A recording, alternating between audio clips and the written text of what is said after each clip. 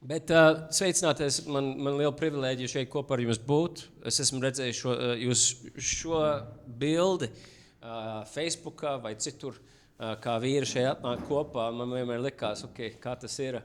Un Dāvids man uzaicināja pagājušreiz uz citu pilsētu. Es tur biju pirmo reizi vīru vakarā kopā ar mūsu draudzi Ārturs. Tur stūrī sēž klusiņām. Viņš uzaicināja mūs visus to arī uz to vīru vakaru un satika Dāvidu un atkal prieks arī šeit būt kopā ar jums. Man vienkārši viens jautājums, cik no jums nav no Jelgavas? Es. Jā, well, tas ir brīnišķīgi. Es uzmē to, ka gandrīz pusi. Ozulnieki jau skaitās pat kā Jelgava. Nē, ritīgi forši, ka mēs varam sanākt tā kopā, stiprināt viens otru. Paldies arī sievām un ģimenēm, kur ir arī atļāvuši jums ar viņiem nebūt. Vai ne? Jā. Sapratuši to. Mans stāsts, Mārtiņ, paldies par to liecību, ko Kristus darīs tavā dzīvē un vēl joprojām dara. Starp citu, esmu šodien tā pusceļā uz Viļņu. Man svētdien mums jāsludina Viļņā. Viļņā? Jā. Un mēs esam Pusceļā uz Viļņu tieši šovakar sāks kursēt. Šovakar atpakaļ uz mājām, rītālas atmīst. Jā. Mārtiņ, to liecību, ko Dievs dara tavā dzīvē, ir, es teiktu, gandrīz ļoti pretēji, kas ir noticis manā dzīvē. Ļoti, ļoti pretēji. Es teiktu tam dēļ, kad visi tie apstākļi, kurā es piedzimu turklāt, bija daudz savādāk nekā tu dalies ar savu dzīvi. Es piedzimu 17 bērnu ģimenē, 17. Es jaunākais bērns, piedzimu Kanādā. Man vecāki bija izsūtīti 76. gadā. Viņi kalpoja Aizpurts Baptistu draudzē, kā Dāvids minēja. Un jā, tieši tur piedzima aptuveni 10, 11 bērni. Es saku aptuveni, tāpēc, kad man pašam jūg. Vienu piedzima Vācijā, pēc tam 4 brāļi piedzima Kanādā. Protams, daudz no jums, varbūt tiem no jums, kas ir vecāki un kas Padomu Savienībā dzīvoja, varbūt jūs vairāk pasīst man vecāki. Bet es esmu pastarīts, mazākais. Un es piedzimu zem soļa. Es piedzimu zem baznīcas soļa.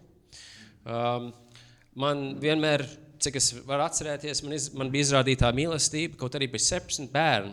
Vecāki vienmēr katru ievēroja, katru redzēja, vismaz man, tā šķita. Un audzināja pēc vistīrākās sirdsapziņas un arī pēc to mīlestību. Tā skaitā vēlos arī atgādināt to, ka mēs iepriekš runājam par lāstēm, kas varētu nonākt 3 paudzes vai kaut kā, vai ne, Risto, pirms tam. Lieta tāda, ka saka, 3 paudzes paņem, lai tās lāstas nokāpt. Ja tev ir lāsta, tad bērniem mēs muļķības, jo, redz, mans tēvis, viņš uzauga bez tēva. Absolūti. Viņa pamet, kad viņš bija pilnīgi maziņš. Un atstāja viņam rūpēties par savu mammiņu, kur bija pusi paralizēta. Un viņš to darīja, ka maz puisīts. Sakarojies sīpoli, viņš nevarēja, viņš bija ļoti izsalts. Viņš nāca pie pavāra un skolā un lūdzu sīpoli. Viņš šausmīgs karojies vitamīnu C laikam. Viņam apžēlo iedeva viņam sīpoli, viņš apēja kā ābolu. Es šos lietas pieminu, tāpēc, ka tas ir mūsu reakcija, mūsu attieksme, mūsu situācijām. Tad, kad Dieva žēlastība, ko viņš dara caur mums, ka mēs varam, man liekas, attiekties savādāk pret tām situācijām. Mums ir izvēle, vai ne? Mums ir izvēle. Es gribētu teikt jums arī vīriem, ka, protams, ir no vienas puses ir grēks nožēls, kas patiesi man vismaz ir nolikts pilnīgi pie vietas un pat zemāk tur, kur man pienāks būt. Tā Kristus žēlastība, bet tie pašā reizē es gribētu teikt to, ka mums ir arī jāceļas augšā un jāpasakās paldies par to, ka viņš mums devis savu svēto garu, uzticējis to. Jā. Es vēlos vienkārši arī tagad ar jums dalīties ar vienu dzīves pagriezienu lietu manā dzīvē, kas notikās. Proti, visu zināju, Bībeles skolā, Svētdienas skolā, Bībeles skolā, Svētdienas skolā. Man bija vislabākās atzīmes, ja ir atzīmes Svētdienas skolā. zināja visas atbildes. Un, protams, katru vakaru mums bija lūkšanas stundas ar vecākiem, kas ir brīnišķīgi. Es atceros to, dariet to ar saviem bērniem, ja jums ir bērni, vai ar savu sievu, vai tā. Tas ļoti, ļoti svarīgi. Ļoti tos atceros, dziesmas atceros, lūkšanas atceros, kā vecāki lūdz kopā. Tas ir ļoti, ļoti svarīgi bērniem to redzēt. Un kas notikās bija tas, ka tu viss bija tas apakšā, mīlestība, to daudz bērnu ģimeni un tā tālāk, vai ne? Ok, tad 1996. gadā vecāki tad draudz aicināja vecāks šeit kalpot Latvijā, un viņi atgriezās Latvijā kalpot. Tajā laikā bija pestīšanas templī, 96. gads, es ienāku pestīšanas templī, un tiem, kuriem nu jūs zināt, tad tā bija fiskultūra zāle, tur bija basketbols, tur bija viss kaut kas. Briesmīgs skats, tur, un tad sākās, teiksim, atjaunošanas darbs, gan fiziskā, celtne, būve, bet pat svarīgākais draudz atjaunošanas. Gan krievalodīgā, gan arī latviešu valodīgā. Es atceros, es ar savu tēvu visur staigāju. Viņš visur līdz es biju ļoti jauns, staigāju viņam blakus, līdzīgs Teodoram, kas Teodors aptuveni tik vecs bija, tik Teodors Latvijā. Jā. Un, es staigāju tētim līdzi, viņu sauc par papiņu, un skaties, ko viņš dara. Es esmu bijis ar viņu bērēs, esmu bijis ar viņu Latvijā visur, kur viņš gāja. Un, ok. So, jūs varat teikt, ka man visi pamati ir ielikti, man viss ir dots. Es redzu, es dzirdu pa visiem brīnumiem, kas ir noticis viņu dzīvēs, brīnumains lietas. Bet tad, kad pienāk mana kārta, es eju uz skolu, uz teoloģijas skolu, Spurgeon's College Londonā, aiziet tur, tad tu zini, kas notikās? Tas ir tā kā, vienkārši viss bija pār manu galvam. Mēs varam lasīt referātus, mēs varam lasīt gari ilgi, saprot, es esmu šo lasījis, bet, piemēram, skries, tas kungs ir mans gans, man netrūks nieka, man te priekšā 23. salms. Viņš man dvēseli pilda ar prieku, viņš man liek ganīties zaļainā ganībās, viņš man ved pie skaidra ūdens. Labi, saprot, bildi kaut kādu redz, labi. Bet kas tiešām tam tic, vai tas ir piedzīvots, vai tas ir tāds, ka tev ir bijis slāps kādreiz. Tad, kad mēs dziedām kopā dziesmu, tagad viņš man piepilda ar to ūdeni, kas man nekad neslāps. Kam tas aiziet? Tas aiziet tikai, man liekas, tos, kur ir izslāpuši kādreiz, kur izjūtuši slāpuši. Un es teikšu to, ka manā dzīvē nebija nekas tāds. Man viss bija tā pieteikamība, ne? Man bija tas komforts, man bija viss tas dots, teiksim, ne? Ceļš jau izgriezts. Es zināju, kas ir jādara. Tāpēc es tur biju teoloģija. Studēju to, studēju Dievu vārdus, studēju, kas ir labi, bet... No vienas puses, bet man tas bija pār mana galva. Un es esmu sapratis to, ka tajā brīdī kaut kas nav. Kaut kas nav. Un atgriežos Latvijā uz pārtraukumu brīdi. Reiz, kad mēs šeit ierakstam, bet es neesmu dažas lietas šajā liecībā stāstījis nevienam ārpus dažiem draugiem. Es būšu ļoti atklāts. Iepazinos ar vienu aktresi, diezgan pazīstamu aktresi Rīgā, un tad sāk ar viņu kopdzīvi. Viņa nebija kristieta, un man tas ļoti interesēja, šis dzīvesveids. Man ļoti interesēja teātra pasauli, man ļoti interesēja kino un tās mākslas un tādas lietas, bet tās attiecības man ved postā. Un Un interesanti lieta tas, ka, un es gribu vienkārši tiem no jums, varbūt, kas varbūt to domā vai nē, bet tajā momentā man bija galvā tas, ka es jau nedaru neko nepareizi. Ne? Jo mans jūtas apstiprina to, ka viss ir kārtībā. Mans jūtas bija noteicējis punkts. Right? So es dzīvoju šajā dzīvē, ne? Kopdzīvē, un es attaisnoju to visu ar savām jūtām. Kad es jau jūtu, ka viss ir kārtībā. Bet pēc pāris gadiem, 4-5 gadi, kopdzīvi man vecāki jau aizbrauc 2006. gadā atpakaļ uz Kanādu, tas viņiem beidzās 10 gadu termiņš šeit, un es paliku šeit Latvijā. Es nesācīšu tieši gluži, kas attiecībās notikās, bet viņiem vajadzēja beigties tam attiecībām un piespiedu kārtā, un mans cinematogrāfs, kinooperators, viņš mums aicināja uz Ķīnu, viņš teica, Klau, atnāc uz Ķīnu, jo šeit ir varbūt interesantāk tevi, ne? Tur ir interesantāk sižets, tur var ainas redzēt, un es nezinu, varbūt kaut kas tev paķers, tu varēs kaut ko pafilmēt tur, vai ne? Varbūt kaut kas ienāks prātā. So, es teicu, labi, ok, uz 3 mēnešiem varbūt. Es aizlidoju uz Ķīnu, un paliku tur 10 gadus. Tas bija 2008. gads līdz 2018. gadam. 10 gadus Pekinā, bet tad par visu Ķīnu. Es drusku pastāstīšu šo otro daļu. Okay, šī otra daļa ir svarīga. Yeah? Okay. Jo, kas notikās šajā otrajā daļā, es vēlos jums likt saprast, ir tas, ka pirmā daļa, var teikt, ka pirmā daļa, okay. Tas ir,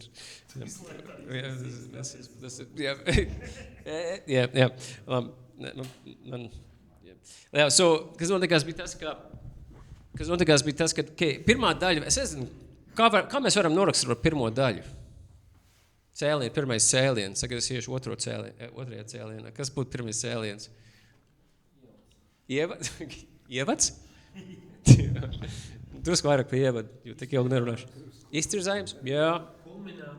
Nē, vēl nē. Mic drop. Nē, ok. Labi, otrā daļa šāda, skaties. Otrā daļa bija tas, ka... Labi. Viņa ņem alegorijas no pazudušā dēla no 15. Varētu arī tā, jā. Jā, paņēma savu tēvu mantojumu. Okay. Bet ziniet, kas otrajā daļā notikās tā Ķīnā. Es esmu Pekinā, tur neviens nerunā, tajā laikā angliski, uz ielas nerunāja angliski, nedzirdēja angliski, bija tāda brīvība no visām reklāmām, pērc šo, pērc to, kaut kā brīvība no tā visas tās skaņas. Un es sāku domāt, ko es varu darīt ar kino, ko es varu iesākt ar kino. So es sāku to ceļu un sāku piedāvāt Ķīnas kompānijām, firmām, lai viņi var, visu tas, kas ir jādara, ne? Visu šo te pēcprodukciju, ko sauc par post-production, visas tās lietas, es varu dot cilvēkiem, kurus es pazīstu, un tad viņi var to darbu izpildīt, ko sauc par outsourcings. Ok, tas bija pirmā daļa.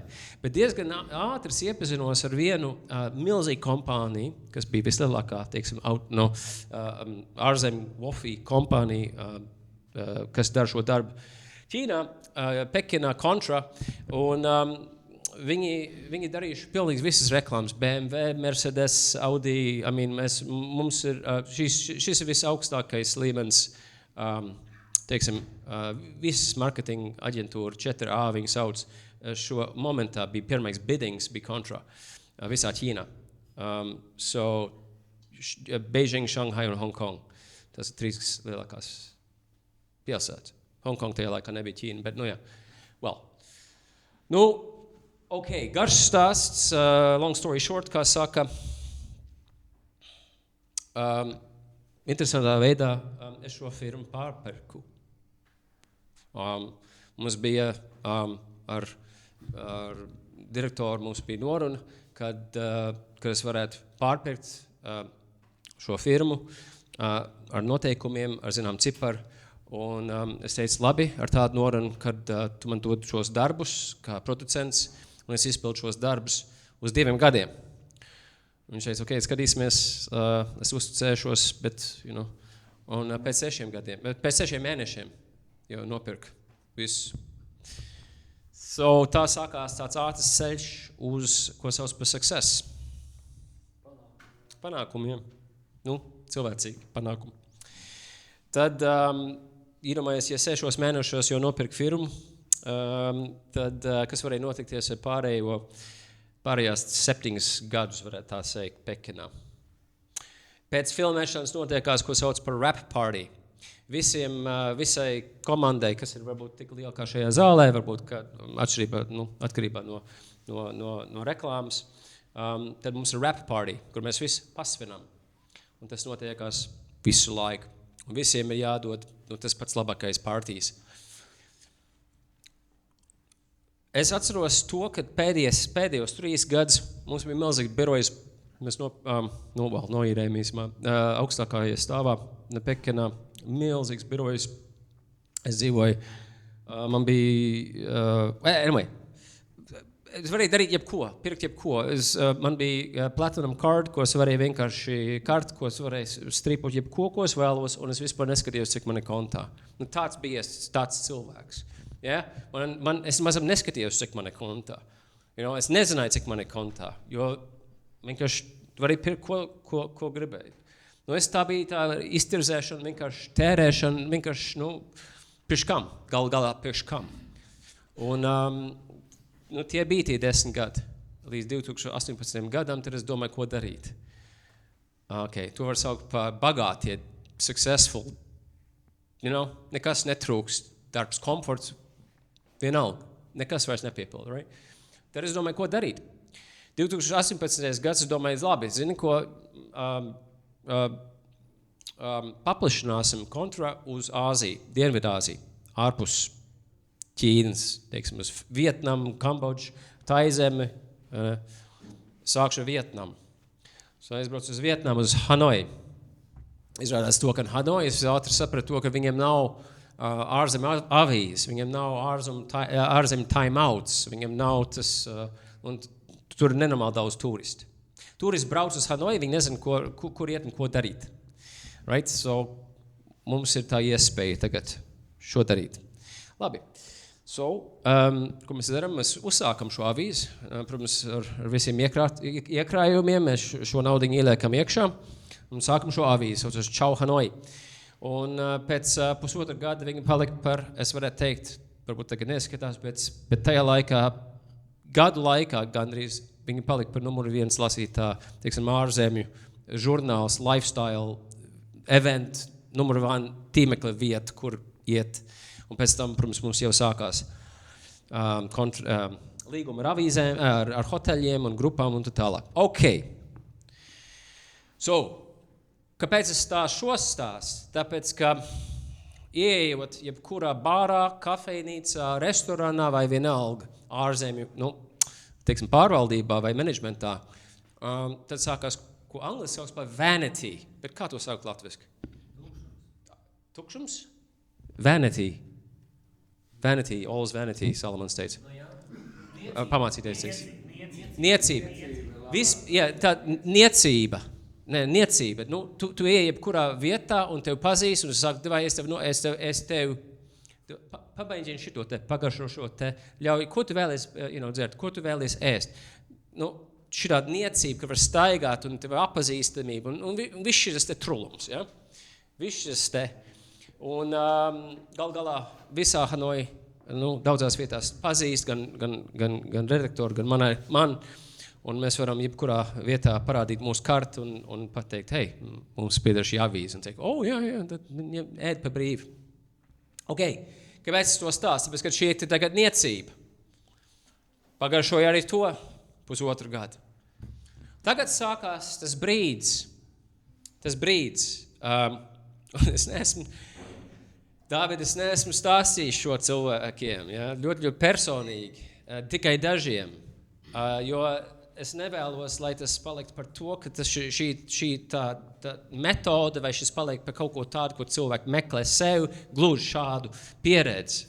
Par ko es tagad stāstīšu tīri personīgi. Kas unikāls bija tas, ka Man ir nauda, kas ir saglabājusies no Ķīna. Es to tērēju pašreiz, lai attīstītu jaunu avīzu un lifestyle žurnālu Hanoi. Tas ir Vietnams galvaspilsēta, kur turisms nežēlīgi daudz. Kas sāk notikties, ir tas, ka tikai tagad sāks tas, ka mums tagad hoteļi un vispārējie uzņēmumi tagad sāk mums prasīt, vai mēs varam reklamēt jūs žurnālā. Super, tagad beidzot ir pienācis laiks, ka mums ir tas tā ratings, exposure un tā tālāks viewership un audience, ka tagad viņi grib tagad pirkt reklāmu. Super. Tagad sākās mans darbs tāds, ka tagad sāksies. Bet tagad bija tas brīdis, ka lēnām es sāku pamanīt. Es nevaru jums noteikt tieši, kad tas bija. Es sāku pamanīt, ka man drusku grūti fokusēties. Es skatos WhatsApp messages vai tajā zemē ir Zalo, un es sāku rakstīt, ka drusku grūti koncentrēties. Es nevaru, ok, labi. Nākamā diena ar vienu paliek sliktāk un sliktāk un sliktāk un sliktāk. Es vēlos jums teikt to, ka man ēpasts nāk iekšā, man jāatbild uz ēpastu. Es esmu managing director, izpilddirektors vai managing director, un man jāatbild uz klientiem, man jāatbild visiem šiem ēpastiem. Un es nevaru saprast, kas notiek, jo es lasu vienu teikumu ēpastā. Un es domāju, ko es tikai uzlasīju, man jāiet apakaļ. Man atkal jālas. Un atkal jāliek. Un tas paliek vēl briesmīgāk un briesmīgāk. Līdz kamēr es nevarēju vairs, tas ir 2 mēneši vai 3 mēneši, līdz kamēr es rakstu vienu WhatsApp izziņu kādam. All right? Un es rakstu burts par burtam. Un tad man jāatgriež uz pašu sākumu, jo es esmu pilnīgi aizmirst, par ko es rakstu. Un es gribu jums vienkārši teikt to, ka šī ļoti, ļoti svarīgs moments, jo šī kļuva par tums. Atceramies, kad man nebija iemesls, ko sauc par depresijai, right? Man bija viss, kas bija nepieciešams, varēja nopirkt jebko, ko vēlos, man bija šī niecība, kur es varēju staigāt iekšā, kur es, come on, viss, ko viens vēlas. Bet notikās šī lieta. Kāpēc es to sauc par tums? Tums, tāpēc, ka tu nevari izskaidrot, tāpēc, ka tev nav valoda, tāpēc, ka es zaudēju valodu, es zaudēju saprāt. Es iegāju tādā tumsā, tāpēc, ka es nevarēju noraksturot, kas ir smarža, kas ir roze, kāds ir skaistums, kāds ir saule, kas ir siltums, kas ir ūdens, kas ir maize. Nevarēju neko vairs redzēt, bet es vēlējos atceros, ka man tā bija. Labi, ko es daru? Ko tu darītu? Aizgāju momentā pie psihiatra. Pasaka, kas notiekās. Psihiatrs pārbauda man asins, uztais asins pārnavu. Saka, druskiņ B. Labi, tāpēc, iedot B špric, dabūju B špric, laimīgs, priecīgs, vai ne? Iešu prom, kad tagad viss būs kārtībā. Nekā nebija. Nākamā nedēļa atkal tas pats ir. Nevar saprast, kas notiekās. Tad man nosūta pie terapieta, varbūt parunā ar terapistu. Es aiziet pie terapista. Terapists izvelk laukā Eckhart Tolle. Sāk ar maniem runāt par šādām lietām. Un es domāju, tu man nepabaro, te nav atbildes, man nav absolūti nekas šeit, right? Ok. Lūdzu atcerieties, ka līdz šeit ir tas moments, kad man paliek viss tums, jo man nav vārdu izskaidrot realitāti. Neviens īsti to nezin, jo to labi var notēlot, staigājot un dzīvot tādā tumsā.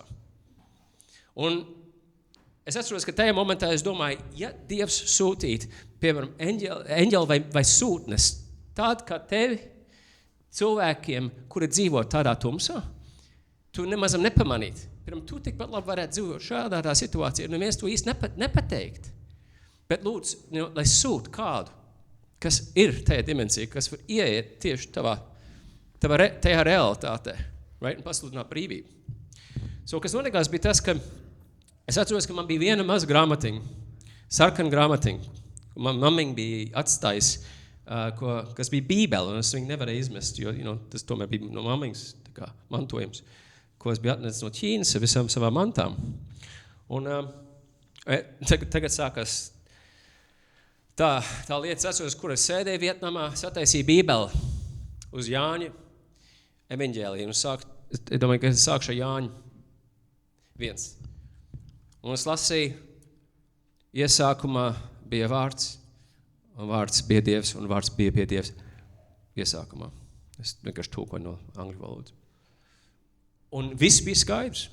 Es to satvēru.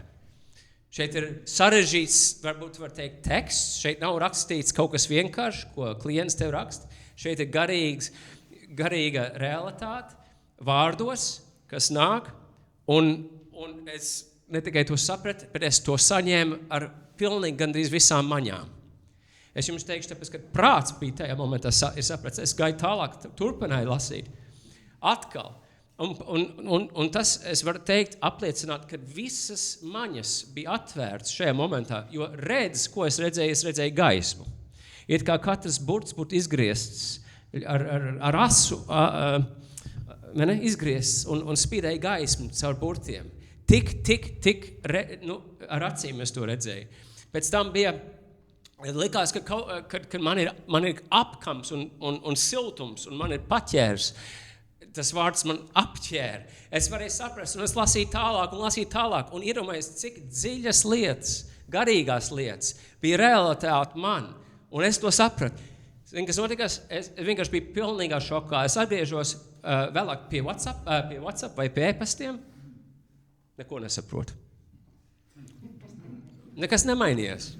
Es nevaru teikt, uzreiz bija, visu reizi mainījās. Tur ir tā lieta. Man tas nemainījās tā uzreiz. Bet Bībele mainījās. Un tad es turpināju lasīt Bībeli un atkal tas turpināja. Bet atkal cits lietas nevarēja saprast. Es domāju, kaut kas ir tik dīvains, tagad te notieks. Jā.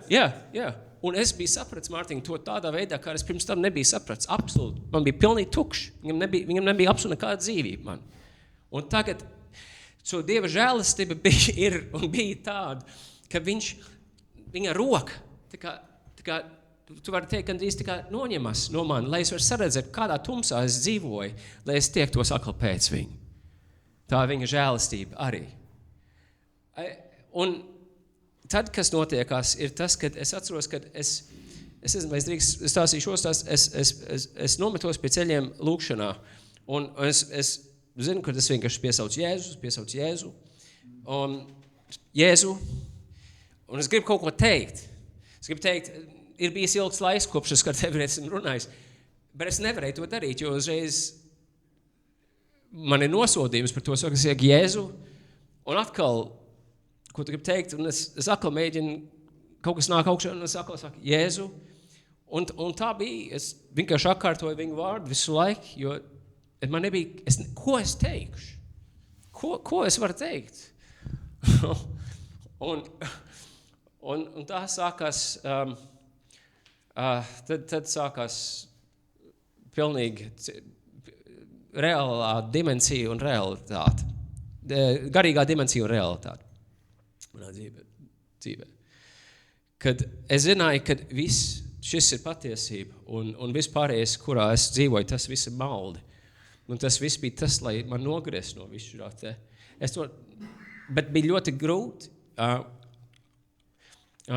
Kas notikās, bija tas, ka es atceros, ka es piesvanīju savam tēvam. Es teicu, Klau, lūdzu, vai tu var atrast un ieteikt vienu bībeles skolu? Jo es gribu būt ar cilvēkiem, kas lasa šo grāmatu. Vienkārši blakus viņiem, kas lasa šo grāmatu.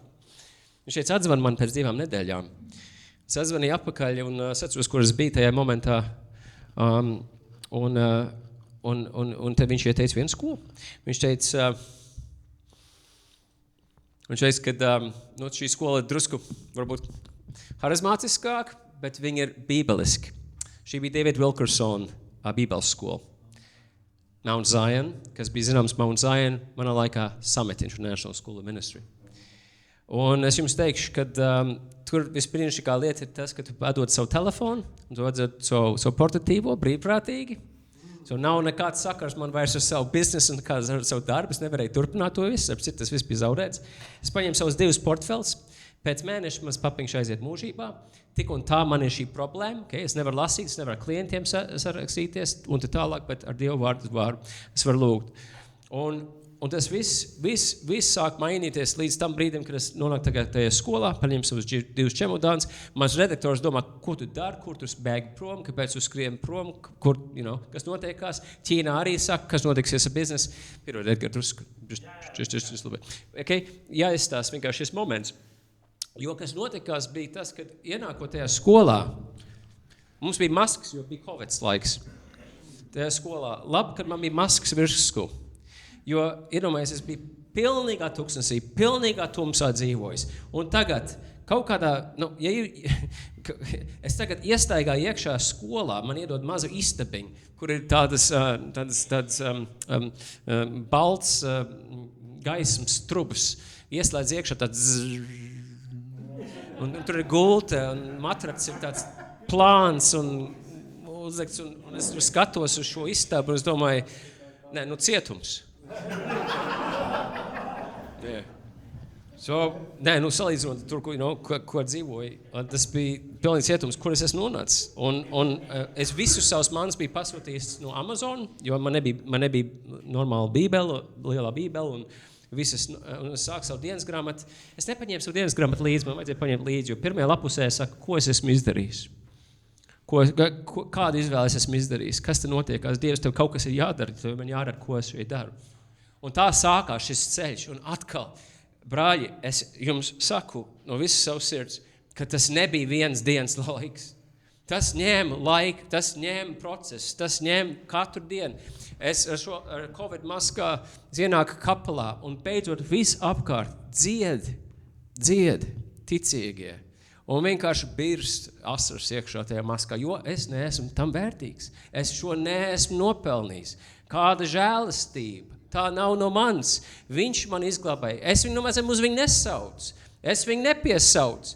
Tu vari teikt, es piesaucu viņu savās bēdās, ka Salmē saka, jā, bet zini ko? Viņš atrada mani. Viņš sameklēja mani. Dievs pašā sākumā atceries, kad Ādams un Ieva, viņi nemaz neprasīja pēc glābēja. Vienkārši viņi saprata to, ko viņi darīja, viņi bēga prom.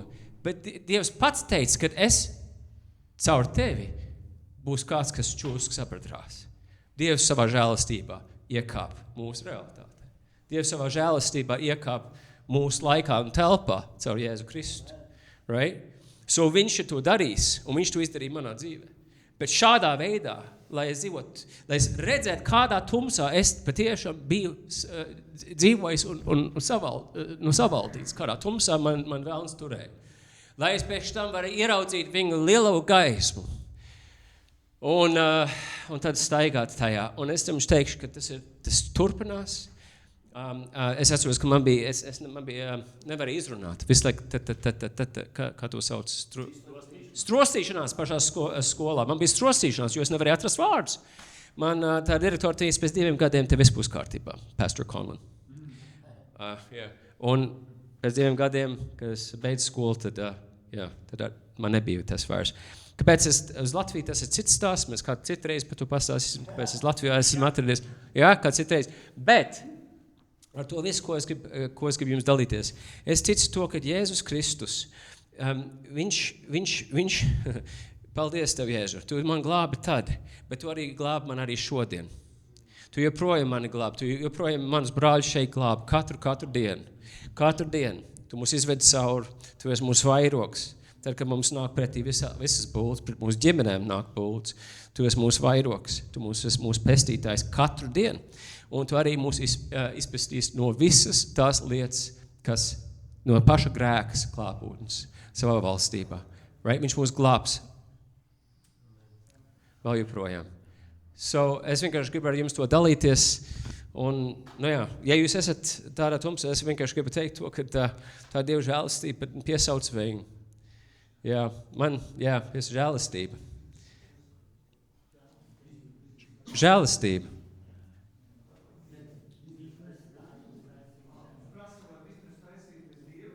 Jā, bez Dieva. Jā, viss bija bez Dieva. Jā, viss bija bez Dieva, piedod, es nepateicu. Slava Dievam, jā? Paldies, brāļi, par jūs. Jā, paldies. Ok, labi.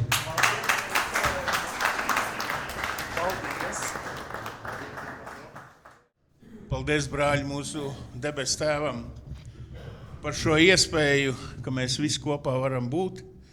Un es gribu pateikt, es ļoti labi jūtos kopā ar jums šeit. Un mana dvēsele priecājās, un es jau pagājušreiz, kad šeit biju, es jutos tā garīgi uzlādēts un arī iztīrīts. Es nebiju plānojis šokar runāt nemaz, bet mani pamudināja Efraima liecība. Es vienkārši nevarēju stāvēt klusu, jo es jums pastāstīšu dažas epizodes sakarā ar viņa tēti, teoloģijas doktoru Jāni Alfrēdu Šmitu.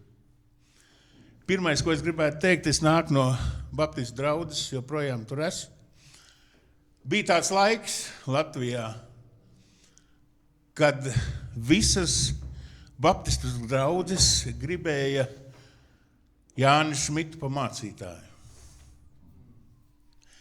Un pat vienā pilsētā Latvijā, Dundagā, ir uzbūvēta baznīca ar dzīvokli, kur kādreiz varētu atnākt Jānis Alfrēds Šmits ar visu savu ģimeni. Man bija tas gods, Dievs deva tādu iespēju kādu laiku tur mazliet kalpot, un man, kā kārtīgam baptistu sludinātājiem, vajadzēja arī kurināt krāsnes tajā baznīcā un arī tajā dzīvoklī. Jo tad, kad es ziemā atbraucu, Dievs deva tādu situāciju, kad ziemā bija līdz pat -30 grādiem sals tajā laikā. Un vajadzēja pa visu to baznīcu iestiept sestdienā apmēram 2 kubikmetri malku. Un vajadzēja tur kādas 6-7 krāsnes, es mazliet nojūts. Un es vienmēr tur otrā stāvā, kad kurināju, tad es vienmēr atceros, ka šis dzīvoklis ir būvēts priekš Šmitu ģimenes, lai būtu vieta visiem bērniem un arī vecākiem. Redziet, apmēram 1976. gadā mūsu Baptistu draudzes rīkoja jauniešu salidojumus. Un viens no tiem salidojumiem notika Aizputē. Man ir fotogrāfija. Un es atceros mazā Aizputas baznīciņa, jūs iedomājaties jaunieši no visām Latvijas Baptistu draudzēm. Es nezinu, kā tur un kas tur vai mainījās, kādu stundu klausījās vieni, kādu stundu otri, kādu trešie, bet tur bija vienmēr stāvgrūdām pilns. Un tad bija viena tāda situācija, kad es kā mazs bērns, vēl agrāk, tas varēja būt kāds 70. 71. gads, pagājušā gadsimtā. Notikās kādas mājas lūkšanas, mēs šodien to saucam pa mazo grupu. Bet tās lūkšanas notika Jelgavā, Spāru ielā 7, tur, kur tagad Dāvids Sīles dzīvo. Viņa tētis un mamma rīkoja pēcsapulci savā mājā, kur pulcējās kristieši, un tad tika paziņots. Pēcsapulcē runās Jānis Šmits, un viņš runās pa pēdējiem laikiem. Un, ziniet, tur tā viesistaba un koridors, un viss iespējamās telpas tajā mājā bija pilns ar cilvēkiem, un mēs klausījāmies, var sakot, mutis pavēruši. Un, protams, mēs bērni arī paklausīgi sēdējām un klausījāmies. Un viņš tik labi stāstīja un tik aizrautīgi, ka vienā brīdī ārā sāka ducināt pērkons, un tā mēs bērni domājām. Vai tā pēdējie laiki pienākuši? Pērkoni jau dzird, vai ne? Kas tagad būs tālāk? Nu tā, tas no manas bērnības. Tad Jānis Šmits ar savu ģimeni aizbrauca, man liekas, otrais uz Kanādu. Un tad mums Jelgavā bija mācītājs Jānis Eisāns. Viņš viņu paaicināja uz svētīšanās sapulcēm. Mūsu Jelgavas baznīcas zāle bija pilna cilvēkiem. Un tad, kad dažas svētdienas es šodien ieeju savā vecajā sirmajā dievnamā,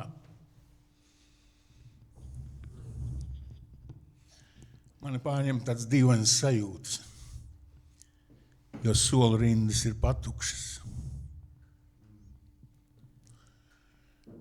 Parastā svētdienas dievkalpojumā, 1. mēneša svētdienas dievkalpojumā, tad, kad draudz bauda svēto vakarēdienu. Bet tā tas nebija toreiz. Tas bija darbdienas vakars. Ja es pareizi atceros trešdienu. Un Jānis Eisāns teica, pēc dievkalpojuma tev mācītājs Šmitu vajadzēs uzņemt pie sevis mājās, paēdināt, izguldināt, iedot brokastis, un nākošā dienā mums būs atkal svētīšanas sapulce. Un ziniet, mēs noklausījāmies to dievkalpojumu. Dievkalpojumi toreiz ilga līdz pat 3 stundām. Mēs atnācām mājās, paēdām tādas nelielas vakariņas un uzkāpām ar mācītāju Šmitu 2. stāvā viesistabā parunāties. Un viņam bija tā brīnišķīgā dāvana, ka viņš spēja runāt ar cilvēku, stāstīt par Dievu, stāstīt piedzīvojumus. Un viņam bija neiztrūkstošs jautājums. Viņš prasīja, kā tev, brāli, ir ar tavu ticību. Un ziniet, mēs tajā naktī laikam aizgājām gulēt kaut kur pār 3, jau bija pulkstenis. Bet es zinu, ka es viņam sūdzēju savus grēkus, viņam Dievu priekšā, mēs lūdzām Dievu, mēs lasījām Bībeli, un es jutos garīgi stiprināts un piepildīts atkal no jauna. Jo mūsu kristīgajā dzīvē laiku pa laikam tādas reizes ir ļoti, ļoti nepieciešama. Un mums ir nepieciešami tādi cilvēki, kas spēj mums uzdot ļoti konkrētus un tiešus jautājumus. Jānis Šmits to spēja. Un Efraim, tas, ka tu šodien esi mūsu vidū, tās ir tavas mātes un tēva lūgšanas. Cik viņi tās ir raidījuši pie Dieva troņa, to zina vienīgi mūsu debes tēvs. Un tādēļ es jūs gribu visus stiprināt un iedrošināt un teikt, ja jūsu bērni un jūsu mazbērni staigā pa to ceļu, kas nav Dieva ceļš, kad viņi iet savu ceļu, kad šī pasaule viņus ir iespaidojusi visos iespējamos veidos, neapstājieties, lūdziet, jo rezultāts mūsu acu priekšā. Lai Dievs mūs visus svētī. Paldies jums!